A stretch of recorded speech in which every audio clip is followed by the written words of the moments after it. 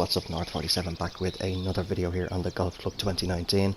And just really quickly before we get into things, I'm just briefly, very briefly putting the Course Challenge series back on hold while I get this video and another one out of the way. So hopefully within the next couple of days. Today is, what day is today? Tuesday, what date is it actually? Tuesday the 9th of July, so probably be Wednesday night now when you're watching this, if not Thursday. But as I say, I just want to get these couple of videos out of the way. So I'd say possibly Friday, this coming Friday, I'll be resuming the Course Challenge series. Have a great course lined up.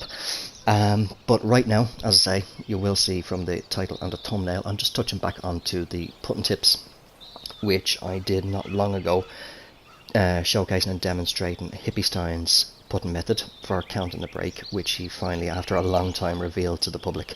I do still get a lot of questions. Again, 100% credit goes to Hippystein. It is his method. It's not from myself at all. I just requested, would he mind me putting up a video, and he had no problems with it at all.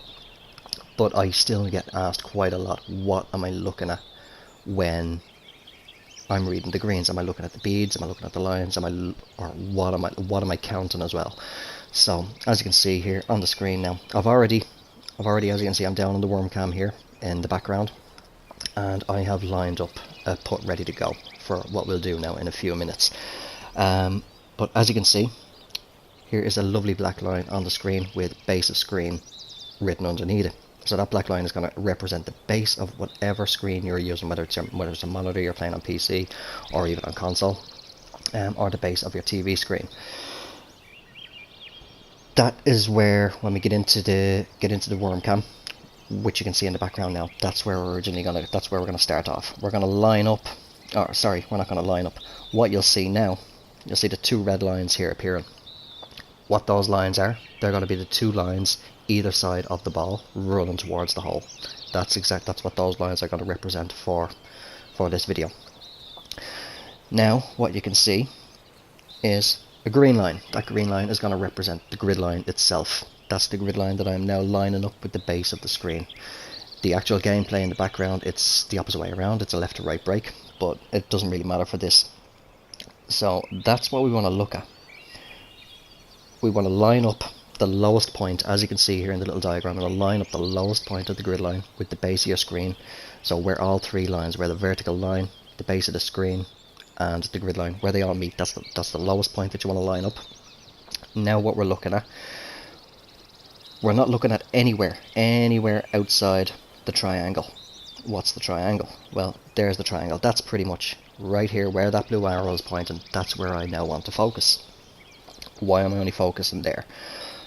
To judge the break, what I want to do is between the green line, which is your grid line, and the black line being the base of your screen, I want to see how many more times I can fit that green line in between the green line itself and the black line for the base of the screen along that red line, which is representing the line running towards the hole, the vertical line. That's what I want to do.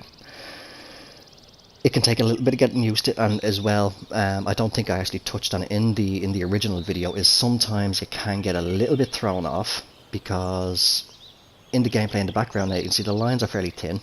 They're fairly sharp, would be the way to put it, but sometimes they can appear a bit fuzzy.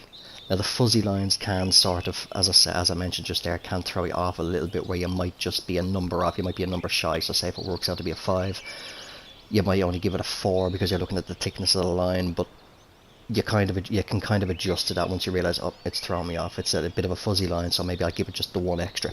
Take a little bit of playing around with, but you will get used to the fuzzy lines, as I call them, as you do practice it a bit more. So now what you can see is 4 orange lines, all representing, every single one of these lines are all the same thickness. You'll see that there is the slight little gaps over on the right hand side to show that I have fitted in 4 times. So I can fit that grid line 4 times into that space along that right vertical line.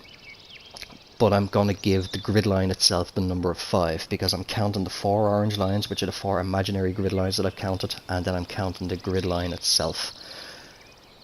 Now that I've established that that first line is going to be a 5, I'm going to move up to the next. I'm going to move one grid line closer to the hole, and I'm going to repeat that process.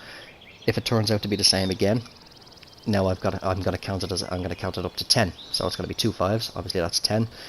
Maybe the next one after that might dip down a little bit. It might only work out to be a 3 in that little space where the orange lines are, yeah. You might only fit in 2 orange lines, 2 imaginary grid lines. So counting in the actual grid line itself, you're going to give it a 3. If it starts to level out, you'll just leave that as a 0, or if there is a very, very slight hint of the green line just creeping up over the base of the screen, just give it a 1, because obviously you're not going to fit any more, you're not going to fit any imaginary lines in there. If it starts coming back, so just say for example we've gotten up to 10. The grid lines, the break isn't too severe, but it's a little bit of a double break. So with the diagram here on the screen, say we've got this one that you can see and the next one after it, both working out to be a 5, that's going to be 10, so that'd be 10 taps to the right. Now if from there on, if you're a little bit further out, you have another couple of grid lines, but it's gone left, or it's gone left to right instead, so we're going to flip it around and just say for example the first left to right, you'll work it out that maybe that's going to be a 3, so I'm going to take 3 off the 10, I'm going to bring it back down to a 7, and maybe the next one's a 4, so I'll take 4 off the 7, bring it back down to 3. It's still going to be tapping out right, so I'm going to tap 3 times to the right, probably only end up being the right edge of the cup, maybe a little bit more depending on the taps and the distance, but I hope that kind of explains it a little bit more as to how I'm working it out, and how I believe anyway hippystein himself works it out, because he didn't, in his video himself, he didn't actually go into detail of how he works out, how he gives them the numbers, but this is how, from practicing it himself, this is how I've figured it out, how he does it, how I interpret that he does it anyway, is to give those lines. So here we go with this putt here. We're only in the practice facility just for this demonstration, and as you can see I've lined up with a little bit of a left to right break. Now these left to right breaks can be a little bit tricky due to the fact that your golfer is in the way. It could even actually be tricky on the right to left breaks, because sometimes you cannot get the point at where the left vertical line meets the grid line and meets the base of the screen, because the golfer's feet are in the way. But again, a little bit of playing around. If you look at the grid line behind your golfer's feet and just try and trace an imaginary line through to the grid line, the part of the grid line that you want to line up, and just try and envision where all the lines are meeting together. A little bit of playing around again, you can get a little bit used to that. But moving on with this putt, what have we got? As I say, I've got it lined up ready. Now to me that looks like it might be, I can see a little bit of space between the grid line and the base of the screen, so I'll get 1 in there, I'd say, so I'll call this a 2. And now I'm going to move up to this next one.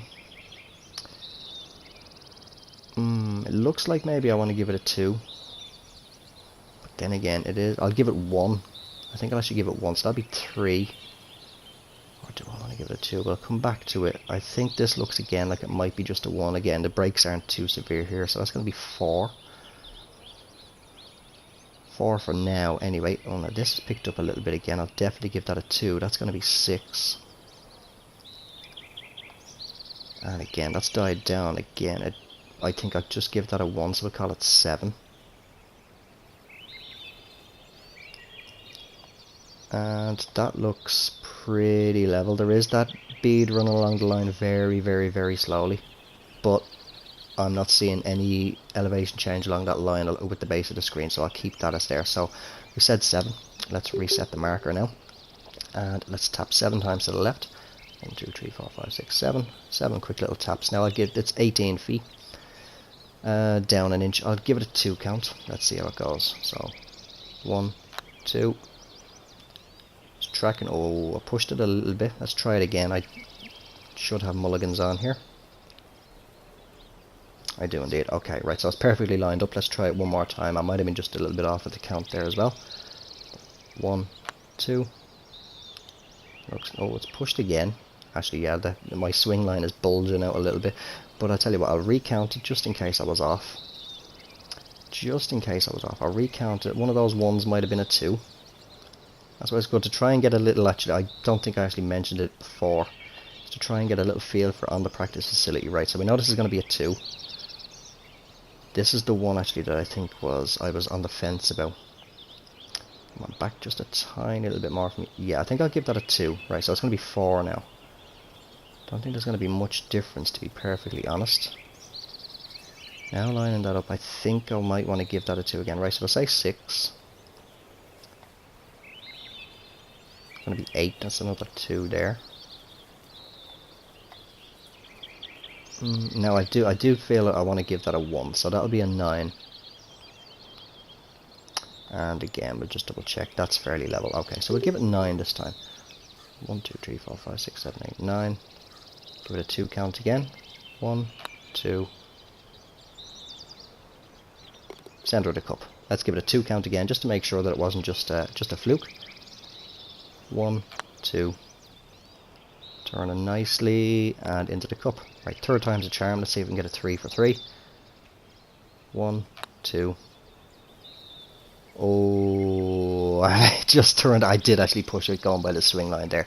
But I hope now with me showing those little diagrams there on the screen that's kind of explained it a little bit better as to what exactly I'm looking at and how I'm giving each grid line the number. So just remember, I'll just pop it back up on the screen here now. As you can see, got that black line representing the base of your screen. The 2 red lines are the vertical lines either side of the ball. The green line is representing the actual visible grid line on the screen, so any of these grid lines that you're lining up, so we just line that one up there, so that's what the grid line on the diagram is representing. And then the 4 orange lines are representing those imaginary, working it out to, with all the lines being the same thickness, it works out that it's going to be a 5 in that diagram. So those 4 orange lines are representing the imaginary little counted lines that I'm putting in that space. And that's basically it. As I did mention, do keep in mind about if the lines do appear a little bit on the fuzzy side, excuse me, they can throw you off. Where, as I think I did mention a few minutes ago, if you work it out to be a 5, it could easily end up being a 6 or a 7 or something like that, just due to the lines being a little bit thicker and being fuzzy edged can throw you off very slightly. The sharper lines can be a little bit more accurate. And the ones that are sort of in between, I'd call these lines here, actually this line that's at the base of the screen right now, I'd actually call it kind of in between line. It's not as sharp, but the one up ahead of it does appear sharp. So let's have a little, actually, just quickly before I wrap up the video. It does appear a little bit sharper. That appears a little bit sharper to me than this one. This one's a little bit more filled out, a little bit more padded or something, whatever term you want to use. But I don't think I can. Yeah, the grid lines on the screen don't really appear to be very fuzzy at all. So, but you will encounter those fuzzy grid lines. But anyway, I'm gonna leave the video there. I hope, as I say, I did give a little bit more of a clearer explanation on how to do the counting. If you're still a little bit confused, do drop it down below in the comments. Always feel free to ask me. I'm always more than happy to help. But anyway, I'm going to wrap it up here. It's a fairly shortish video compared to what I usually do. If you did enjoy it, do drop it a like. If you're only new to the channel or you haven't already and you do wish to and you enjoy the content, make sure to subscribe, as well as click that bell icon and keep yourself notified of all future uploads from myself. And until the next one, take care, have yourselves a good one, and bye for now.